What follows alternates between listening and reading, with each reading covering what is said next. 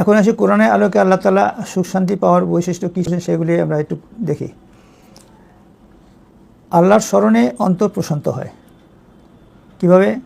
যেমন সূরা রদ আয়াত 28 আল্লাহ বলেন, যারা ঈমান আনে এবং যাদের হৃদয় আল্লাহর স্মরণে প্রশান্ত হয়, নিশ্চয়ই আল্লাহর স্মরণই অন্তরসমূহ শান্তি লাভ করে।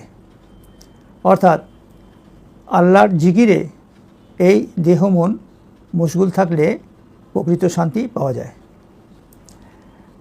তাকওয়া বা আল্লাহর ভীতি এবং সৎকর্ম। সূরা নাহলে আয়াত নাম্বার 98 আল্লাহ বলেন, যে কেউ সৎকর্ম করবে সে পুরুষ হোক বা নারী হোক এবং সে ঈমানদার হবে, আমি তাকে পবিত্র ও সুখময় জীবন দান করব এবং তাদেরকে উত্তম বিনিময়ে অবশ্যই দান করব। অর্থাৎ আল্লাহর ভীতি মানুষকে অসৎ কাজ থেকে বিরত রাখে এবং ফলে আল্লাহর দেওয়া নিয়ামত ভোগ করে সুখীভাবে জীবনযাপন করে থাকে। তারপর হচ্ছে রিজিকের ব্যাপারে। রিজিকের পেরেশানি দূর হয়ে শান্তি অর্জন করা যায়। কীভাবে? সূরা ইব্রাহিম আয়াত নাম্বার 7 আল্লাহ বলেন, যদি তোমরা কৃতজ্ঞ হও তবে আমি অবশ্যই তোমাদের নিয়ামত বৃদ্ধি করব, আর যদি অকৃতজ্ঞ হও তবে আমার শাস্তি অত্যন্ত কঠোর। অর্থাৎ আল্লাহর নির্দেশিত পথে থাকলে এবং আল্লাহর প্রতি পরিপূর্ণ আস্থা থাকলে আল্লাহ আমাদের রিজিকের পেরেশানি দূর করে দিবেন। আর সুখ ও শান্তির মূল চাবিকাঠি হলো রিজিকের প্রশস্ততা। যখন সাফিসিয়েন্ট রিজিক বিদ্যমান থাকে তখন সুখ শান্তির কোনো অভাববোধ থাকবে না। সবর বা ধৈর্য এবং তাওয়াক্কুল বা ভরসা রাখা। সূরা তালাক আয়াত 3 আল্লাহ বলেন, যে আল্লাহর উপর ভরসা করে তার জন্য তিনি যথেষ্ট। অর্থাৎ আল্লাহর উপরে যদি ভরসা করে সব কাজ করা যায় তাহলে আল্লাহ যথেষ্ট। আল্লাহ সব কিছু আসান করে দেবেন ইনশাআল্লাহ।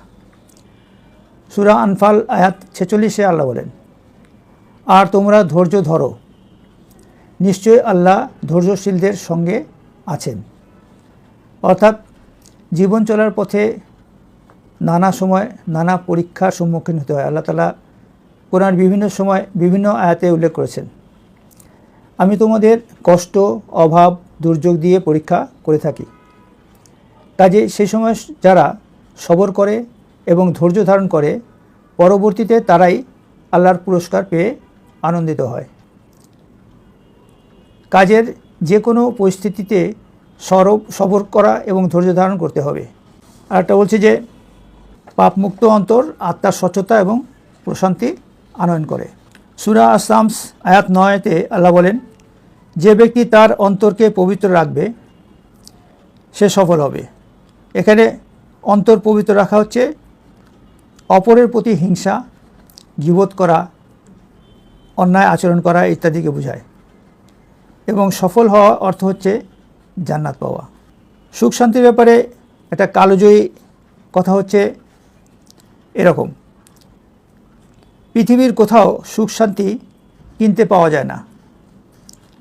এটা এমন একটা জিনিস যা পৃথিবীর কোথাও তালাশ করেও পাবেন না। তাহলে সুখ শান্তির বসবাস কোথায়?